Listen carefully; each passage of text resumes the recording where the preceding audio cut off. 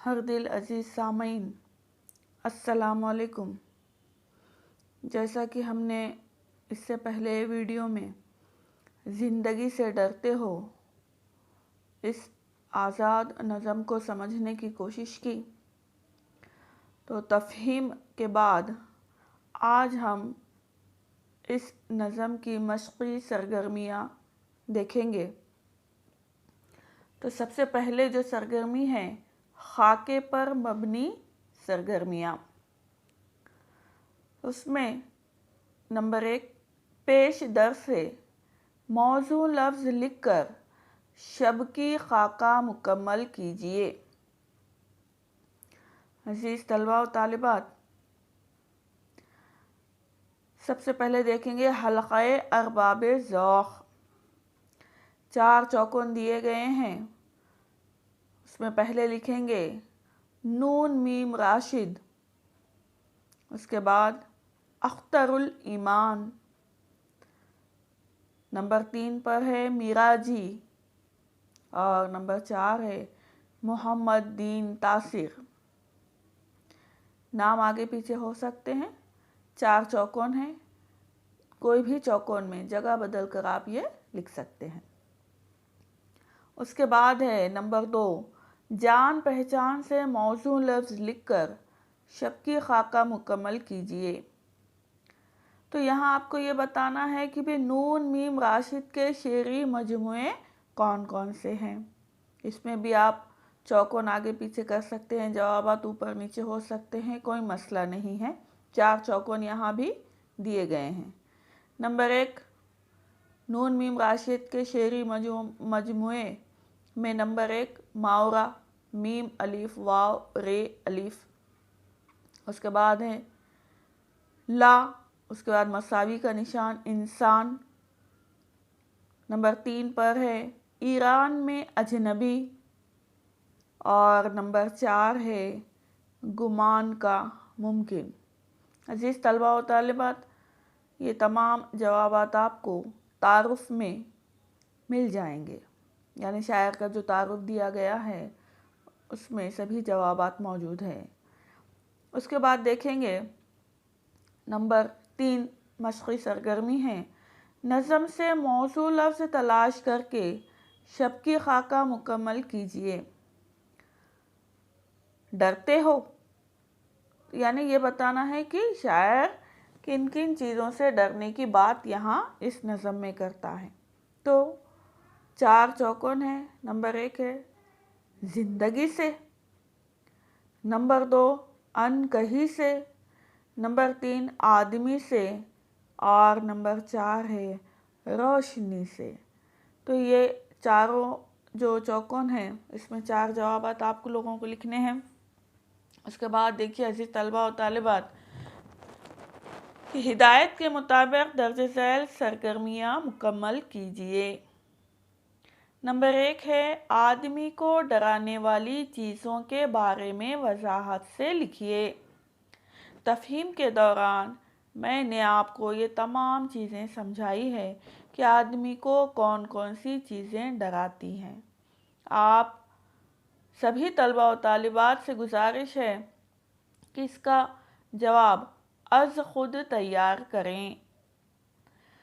Number 2 ہے گزرے ہوئے دور کے بارے میں شاعر کے خیالات قلم بند کیجیے۔ گزرے ہوئے جو ماضی کے جو حالات ہیں اس کو یہاں بیان کرنا ہے۔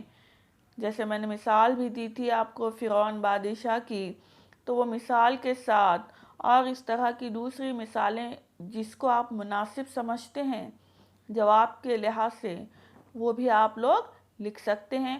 اور شاعر کے کیا خیالات ہیں ماضی کے دور کے بارے میں، یہ سبھی چیزیں میں آپ کو سمجھا چکی ہوں۔ آپ اس کا جواب از خود تیار کریں۔ اس کے علاوہ نظم کی روشنی میں آدمی کے متعلق شاعر کے خیالات لکھیے۔ تو نظم کی روشنی میں آدمی کے متعلق کیا خیالات ہیں، شاعر کیا کہتا ہے آدمی کے متعلق، اس کے ڈرنے کے متعلق، ظلم کو برداشت کرنے سے متعلق، اور کس طرح سے کارواں بنتا ہے وہ سبھی چیزیں آپ لوگوں کو اس میں لکھنا ہے۔ اس کے بعد ہم دیکھیں گے عزیز طلباء و طالبات، درج ذیل کی استحسانی وضاحت کیجیے۔ آدمی کے دامن سے زندگی ہے وابستہ۔ جیسے کہ میں نے اس سے پہلے بھی آپ لوگوں کو سمجھائی ہوں کہ بھی آدمی کے دامن سے زندگی ہے وابستہ، یعنی اس مصرعے کی سیدھا سیدھا آپ کو کیا کرنا ہے، وضاحت کرنی ہے کہ بھی ہم آدمی اور زندگی دونوں کو ایک دوسرے سے جدا کر کے نہیں دیکھ سکتے۔ انسان ہے تو زندگی ہے، زندگی ہے تو انسان ہے، یعنی دونوں میں ایک مضبوط رشتہ ہے۔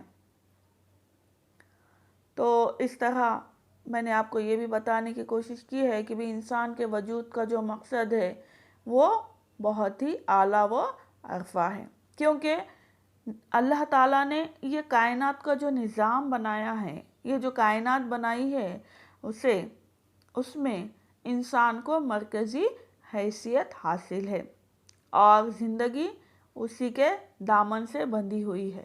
چاہے مشکل حالات ہو، چاہے مصائب رہنے دو، جس طرح کے بھی حالات رہنے دو، اسے ہر حال میں اپنی زندگی کو جینا ہے، اسے ہر حال میں یہ مصیبتیں سہتے ہوئے، صبر کا دامن ہاتھ سے نہ جاتے ہوئے اپنی زندگی کو یہاں گزارنا ہے۔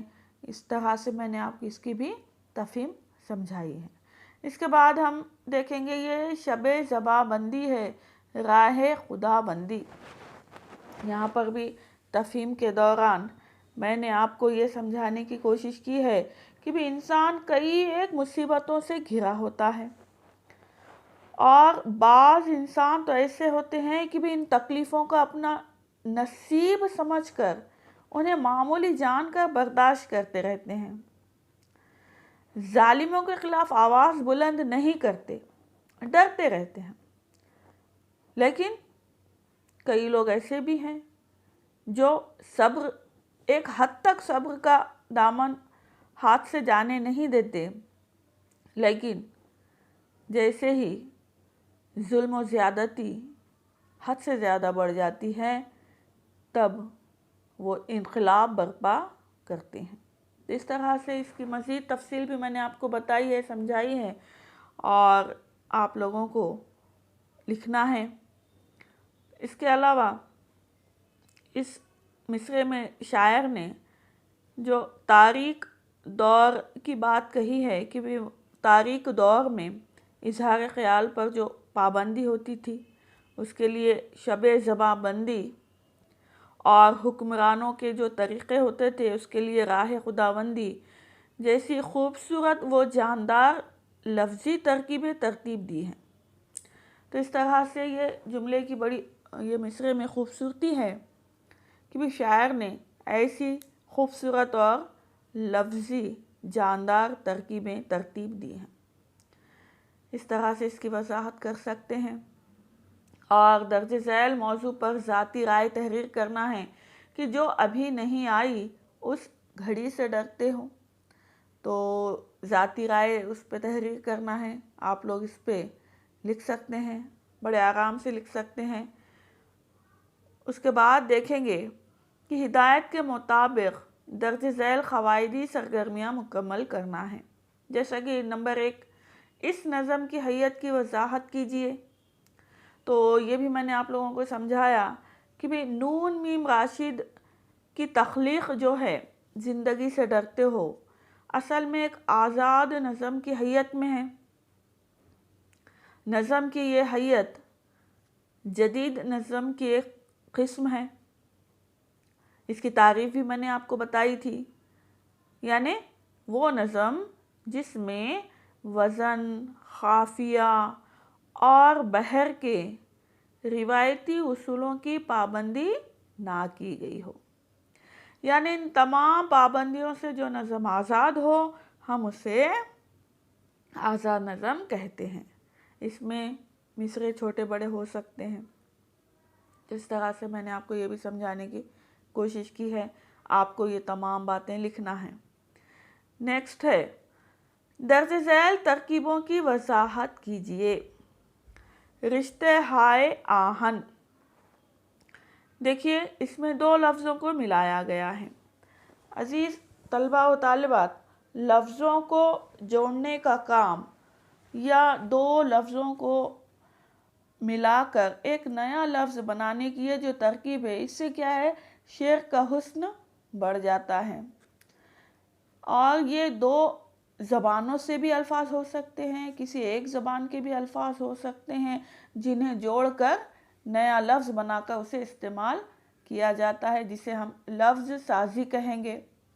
تو لفظ سازی سے زبان کے ذخیرے الفاظ میں اضافہ ہوتا ہے۔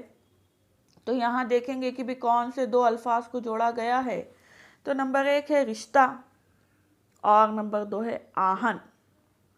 تو یہاں پر حمزہ کی مدد سے دونوں الفاظ کو جوڑا گیا ہے اور اس نظم میں استعمال ہوا ہے۔ تو یہاں حمزہ اضافت کا کام کر رہا ہے، یعنی رشتہ ہائے آہن۔ تو اس طرح اسے ہم اضافت توصیفی کہتے ہیں۔ اس کے بعد ہے بے ریا خدائی، یہ بھی دو الگ لفظ ہیں اور اس کو جوڑ کر استعمال ہوا ہے، تو یہ مرکب توصیفی کی مثال ہے، یعنی اس میں خدائی موصوف ہے تو بے ریا کیا ہے، اس کی صفت ہے۔ رہ رو کا خون نمبر 3 ہے، یہ مرکب اضافی کی مثال ہے اور کا دو نئے الفاظ کو جوڑنے کا کام کرتا ہے، جیسے رہ رو ایک لفظ ہے، خون ایک لفظ ہے، تو یہاں پر جوڑنے کا جو کام ہو رہا ہے وہ کس کے ذریعے سے، کا کے ذریعے سے۔ اسے کیا کہیں گے، حرف اضافت کہتے ہیں۔ تو عزیز طلبہ و طالبات، اس کے بعد کی جو سرگرمی ہے کہ اس نظم سے چند ہم خافیہ الفاظ جمع کیجئے۔ تو ہم خافیہ الفاظ بہت سارے ہیں نظم میں موجود، وہ بھی آپ لکھ سکتے ہیں، جیسا کہ نشاں، زباں، اذاں، پھر نوا، صدا، خوں، جنون، اس طرح سے کئی ہم خافیہ الفاظ یہاں پر استعمال ہوئے ہیں اور وہ آپ لکھ سکتے ہیں۔ اس نظم سے چند ایسے مصرعے جمع کیجئے جن میں ردیفوں کا استعمال ہوا ہے، یہ بھی لکھ سکتے ہیں، لیکن دیکھیے کون کون سے ہو سکتے ہیں میرے حساب سے، پھر آپ اپنے حساب سے بھی لکھ سکتے ہیں اور آپ جس کو مناسب سمجھتے ہیں، کیونکہ چند ایک مثالیں دینی ہیں۔ تو حرف اور معنی کے رشتے ہائے آہن سے آدمی ہے وابستہ،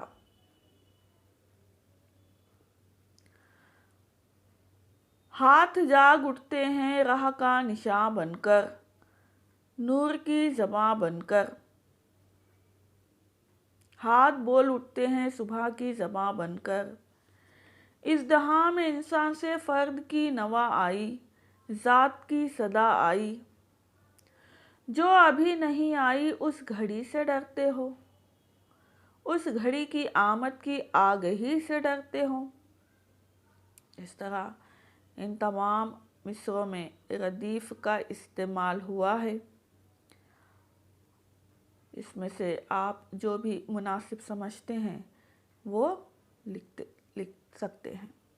تو اس طرح یہاں پر ہماری جو آخری جو نظم تھی آپ لوگوں کے نصاب کی، زندگی سے ڈرتے ہو، مشقی سرگرمیوں کے ساتھ مکمل ہوتی ہے۔ آئندہ انشاءاللہ تعالی رباعیات کو لے کر میں آپ لوگوں کے سامنے حاضر ہوتی ہوں۔ اللہ حافظ۔